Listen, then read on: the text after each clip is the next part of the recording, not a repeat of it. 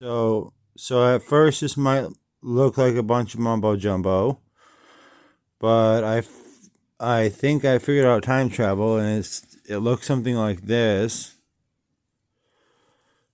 with how we travel is right at the bottom right here, right there. Okay, so I started with momentum times acceleration, and I subtracted the magnetic paradox that I knew about. If it's a magnetic paradox, that's the only thing I needed to get figured out, is if it's a magnetic paradox. I congruentize that to force plus motion minus mass.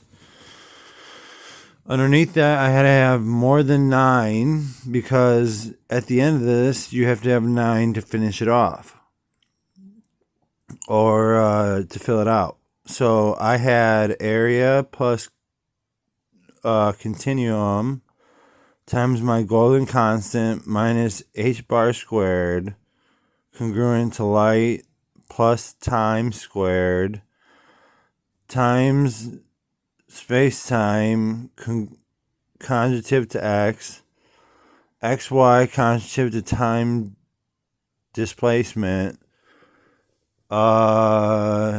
Newtonian time derivative. It's not derivative. Conjugative to x squared minus pi plus h bar minus phi, congruent to the wavelength, and it's just h bar derivative to phi, h bar derivative to phi, congruent to a congruency of wavelength. If you can see that. Then on the bottom half, this is kind of confusing, but I kind of figured it out as I went along. I put force minus motion times wavelength congruent to x, as you can see on the bottom.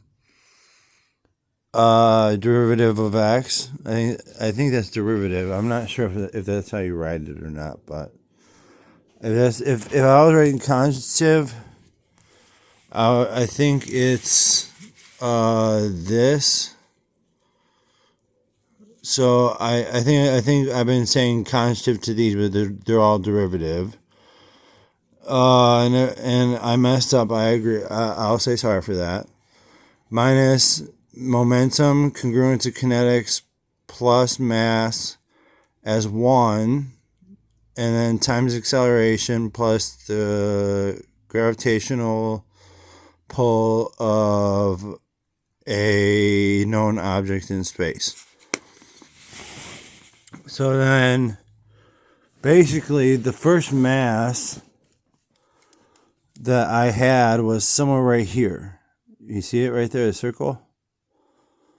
And I got that from subtracting a mass.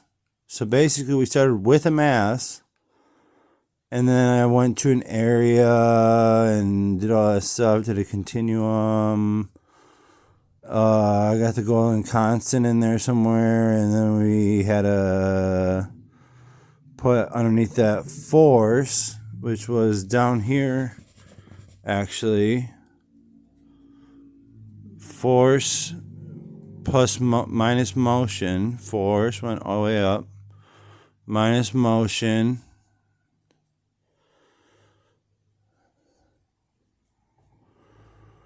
And then it was wavelength time congruent to the derivative of x. So wavelength to derivative of x.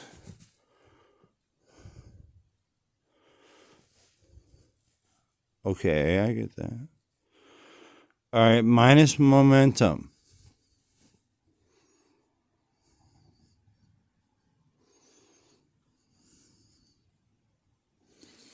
And we get to this hexagon thing right here, like it's the Guardians of the Galaxy or something. There's a hexagon thing at the bottom right here. And after that, you just put in the equation that's congruent, which is kinetics plus mass. What you wind up getting is this figurement that says there are squares in, oh, don't mind the thing on the top. That's just I mean, if you want to mind the thing on the top, I'll tell you what it is. It's actually supposed to be an equation that's very special. If you guys weren't looking at it now, don't bother to look at it anymore. Oh, gotcha. Unless you're going to watch it again. But, yeah, and then I did acceleration plus the gravitational pull of a mass. So it wound up being, which is phi. I believe it's phi times 3 or 4 or something.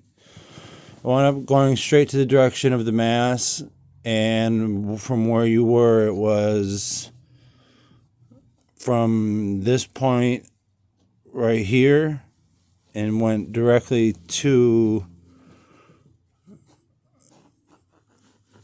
the circular part of everything, which was right here, which was the momentum part of the kinetics, and then, or the phi before that, which was conjugative or derivative, or no, conjugative, and then this one was the gravitational hold of the phi, and it winds up being the whole mass. So you know that it's true that it's holding on to it.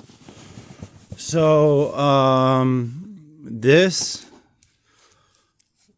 should not be done the right way, but it is. And if you notice, kinetics plus mass and force of motion, we'll put it that way, force of motion minus mass, and momentum congruent to kinetics plus mass equal acceleration, right? Which means you're traveling through time. So, well, either way, it's travel. And I said that this then equals, it has to equal time travel. Okay, it has to equal time travel. Only because it makes sense at that point, and you're expelling the acceleration at a higher speed to get to the gravitational hold of some mass. So instead of yourself going and slingshotting yourself around in a certain area, you might as well just sit by and do what you can with the speed that you have. Now, how you hold on to that speed, I don't know. But it should be in here somewhere that you can do that. All right. Thank you, everybody, and have a good day. Once again, signing off. Peace.